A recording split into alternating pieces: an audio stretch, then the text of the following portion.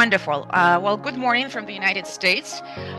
My name is Kate Batz. I'm managing partner at Deep Knowledge Group. I'm also a co-founder and CEO of FemTech Analytics. A little bit about our group. Deep Knowledge Group comprises of three branches. We invest in health space. So Deep Knowledge Group has three main branches. We've done a number of investments in longevity space. We also have an analytical branch, which comprises of number of analytical subsidiaries. And also we have been part of a number of philanthropic initiatives in the health space. In the past, we have published a number of analytical reports, a lot of them having to do with longevity, including women's health. And FemTech Analytics is part of Deep Knowledge Group, its analytical branch. We were founded in 2021. And our main activities are market intelligence, again, in the form of open access and proprietary analytical reports. We've also produced a number of big data dashboards, and we hold various virtual events such as conferences and webinars. So what is FemTech? FemTech is technology empowering women's health and well-being. This term was actually coined in 2016 by Ida Ting. And we at FemTech Analytics introduced our own classification of FemTech subsectors. And again, there are different angles, but for us, we've distinguished 10 particular subsectors, such as contraceptive health and reproduction, pregnancy and nursing, menstrual health, menopause care, sexual health, mental health, women's longevity, women's wellness, and general healthcare. And today I would like to speak about FemTech global landscape, as well as I will later touch upon the innovations and how FemTech is doing in Japan. So in 2024, FemTech global market size was approximately 39.2 billion. And it's projected to grow to 97.2 billion in 2030, which represents about 13-17% compound annual growth rate. And it can potentially exceed 200 billion in mid-2030. So of course, this is a kind of a far-fetched projection. The reason there is a increased focus on FemTech in terms of global funding is the fact that we are seeing an increased adoption of digital health solutions and innovative technologies such as AI and virtual health and virtual assistants, for instance. In terms of regional distribution, North America holds about 35-40% of the global market, and it's driven by innovation and investment. Europe accounts for 25% of the market, and it's supported by progressive healthcare policies. And then Asia Pacific holds about 15%, but it is also the fastest growing area with compound annual growth rate in excess of 15%. In terms of the subsectors that represent the highest growth opportunity areas, we have fertility, which is the fastest expanding segment. It's about an $8 billion market. And the fact that this subsector has been embraced by employer adoption and support plays an important role. Then we have pelvic health. For instance, over $400 million in VC funding has been invested since 2020. And here it is driven by innovation in fibroid and incontinence solutions. Then we have cancer screening and treatment. Here it is driven by AI diagnostics, liquid biopsy, and menstrual-based self-tests. And then, of course, there is women-focused virtual care. In excess of $1 billion has been invested in 2020, and telemedicine and condition management are highly important here. If we delve into the venture capital focus areas in the past 5 years, so here we have the following picture. The funding concentration was led by general health and wellness.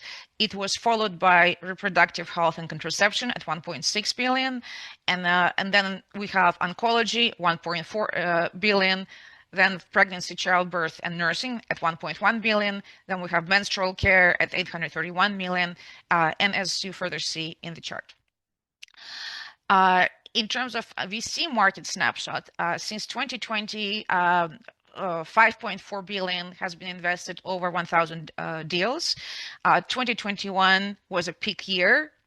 And then there was a petering out, of course, affected by market conditions and investor sentiment. 2024 funding was 1.2 billion, which represented a 20% increase year over year. There are currently 2 unicorns, Floor Health at 1.2 billion valuation with almost 300 million raised, and Maven Clinic with 1.8 billion valuation and about 437 million raised. The expected trend is that there will be at least one major IPO in FemTech space, possibly Floor or Maven. And one of the key drivers in this space is shifting social attitudes towards women's health advocacy, and digital health integration. If we look further into the future, such as 2030 and 2040, to the extent we can in this change in times, so there are the following predictions. First of all, FemTech becomes core to global healthcare, and it's powered by AI, genomics, and wearables. There will definitely be cross-sector partnerships with pharma, insurers, and wellness brands. We will see rapid growth in menopause, fertility preservation, and maternal health solutions.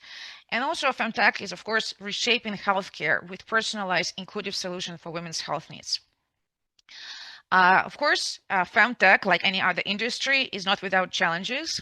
And one of them is the early stage funding bottlenecks. For instance, over 70% of FemTech companies, which are under 6 years of age, have not reached yet Series A funding. There are also privacy concerns having to do with security of female health applications, as well as third data sharing and concerns about user data protection.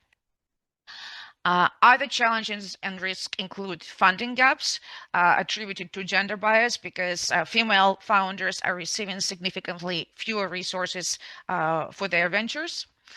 There are regulatory issues, for instance, inconsistent medical device classification and lack of universal standards across the globe. There's a clinical validation issue because a significant number of FemTech products lack extensive clinical testing and approval. And there are also cultural barriers because there are certain regions globally with strong social taboos regarding menstruation, fertility, and that, of course, hinders growth. So why invest in FemTech? Obvious question. So McKinsey Health Institute prepared 2 reports in the past few years, which highlight the importance of that. Many of you may know that women generally live longer than men, but they definitely don't live healthier. So women spend approximately 9 years longer in poor health than men. And that's about 75 million disability-adjusted life years lost annually by 2040. This is also commonly referred to as the health span gap.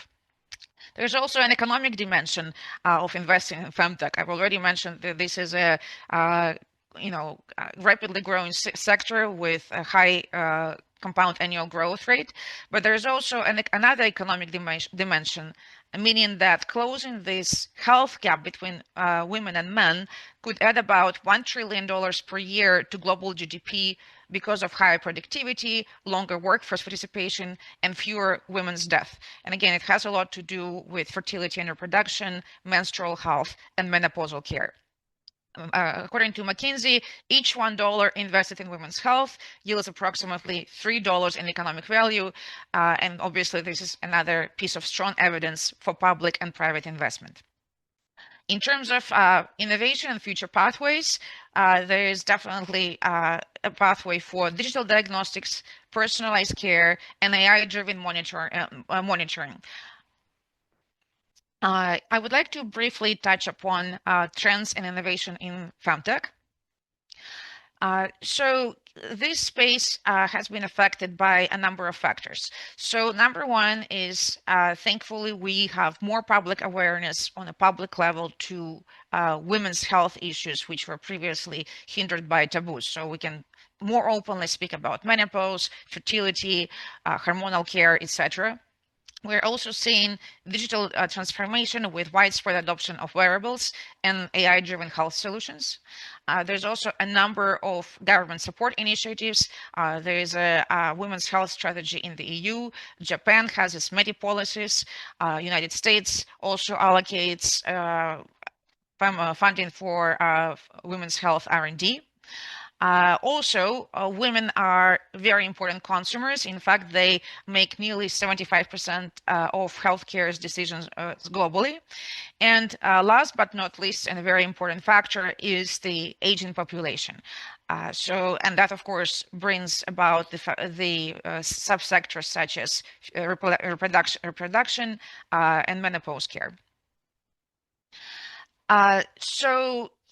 Key technological trends are, of course, artificial intelligence. One of the key examples here is personalized data-driven solutions for predictive health analytics and care plans. There is the wearable technology such as menstrual cups, fertility sensors, postpartum trackers for real-time health management. There is at-home diagnostics such as hormone assays and genetic screenings, which empower women to monitor their health privately. And there are also integrated health platforms, such as applications that consolidate menstrual, mental, and metabolic health. Some examples of AI implementation, which are many, are fertility tracking, breast cancer detection using AI algorithms, virtual assistants for women's health concerns, nutrition plans generated by AI analysis, telemedicine platforms, wearables using AI algorithms to track health data, medical imaging analysis, and a number of others. So the growing impact of artificial intelligence in FemTech is evident. There is an expanding role of AI in IoT, biotechnology, and they definitely revolutionize FemTech across reproductive health, mental health, longevity, and other subsectors. There is a AI-driven FemTech market growth, and it has attracted over 7.2 billion since 2020, with key sectors such as reproductive and sexual health, pregnancy and maternal health, making up to 74% of this market segment. There is personalized healthcare when AI analyzes data to create personalized care plans, which of course improves diagnosis and treatment. There is an aspect of optimizing delivery where AI reduces medical errors, boosts patient engagement, and ensures regulatory compliance. Last but not least, there's of course access to underserved communities when AI solutions in FemTech can improve healthcare access and outcomes. I would also like to cover Japan market spotlight for FemTech market segment. So in Japan in particular, its FemTech market share was valued at 1.05 billion in 2023, and it is poised to reach 1.3 billion in 2025. The market is projected to reach 3.2 billion by 2030, which reflects a high compound growth annual rate of about 17.5%. In terms of leading FemTech market segments in Japan, here we have fertility and reproductive health. With Japan's low birth rate, 32% of the market is occupied by this sector, represented by such examples such as fertility tracking and reproductive health. Menopause and aging occupies 30% of the market, and it is, of course, centered on menopause and aging, and is driven by a rising need for AI-driven solution to manage symptoms and provide personalized care. Menstrual health occupies 28% of FemTech market in Japan, and it is focused on such technological advancements and products such as menstrual cups, period panties, smart wearables. And there is general healthcare, whereas 10% of the market is focused on wearable health devices such as smartwatches and biosensors. In terms of cultural and regulatory factors that influence FemTech in Japan, we have several. I repeat my point about aging population because in Japan, almost 30% of people are aged over 65. And of course, it drives the demand in corresponding FemTech solutions, particularly for menopause, aging, and chronic conditions. There is indeed government support in this sphere. For instance, Japanese government allocated 1.3 billion yen in 2021 for menstrual health initiatives as a way of example. There are regulatory reforms which have expanded access to reproductive health services, which boosted the growth of femtech companies, especially in fertility and reproductive health sectors. However, there are still some traditional attitudes, conservative views applicable to women's health, and that, as anywhere in femtech industry, Japan is not unique, may hinder growth and adoption of femtech. Continuing on femtech challenges in Japan, while there are regulatory environment advancements and improvements, there's still more room for improvement because the corresponding regulatory framework for femtech is not sufficiently developed yet, and that causes uncertainty and delays in product approvals and startups. There are the aforementioned cultural taboos about menstruation, fertility, menopause, which limits public awareness. There is, in Japan, there's also gender bias in funding, which leads to less financial support for women-led femtech startups, which restricts their growth and potential. And then again, there's privacy and data security concern, which applies not only to Japan, but to femtech in general. As a way of good examples, there are a number of women's health and productivity management programs in Japan. Again, this is just a few examples. There are, of course, many others. So there is a Moribeni Company's Luna Office program, for instance, which supports women's health issues, including menstrual pain, PMS, fertility, and menopausal symptoms, and it had been recognized by Japanese Ministry of Economy.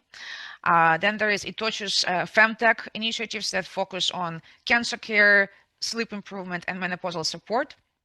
And then there's Konica Minolta's FemTech program, which focuses on menstrual and menopausal symptoms through educational initiatives and support programs. To delve further into the government support for women's health in Japan, on the country level, there are government subsidies for reproductive health. For instance, there is a Children and Families Agency which introduced subsidies for egg freezing and IVF. There is 200,000 yen allocated per cycle of egg freezing, and up to 250,000 yen for IVF and related procedures. Women who are 39 years of age and under can receive subsidies for up to 6 cycles, and women in the age range of 40-42 can receive subsidies for up to 3 cycles. So essentially, this program aims to give women more control over reproductive choices, and of course, it allows flexibility to address their, family planning as well as workplace participation. On Tokyo metropolitan government level, there are also subsidies. For instance, here there's a subsidy for up to 300,000 yen for egg freezing for women aged 18 to 39. And this program saw over 7,000 applicants in 2023, far surpassing its initial target of 300 subsidies.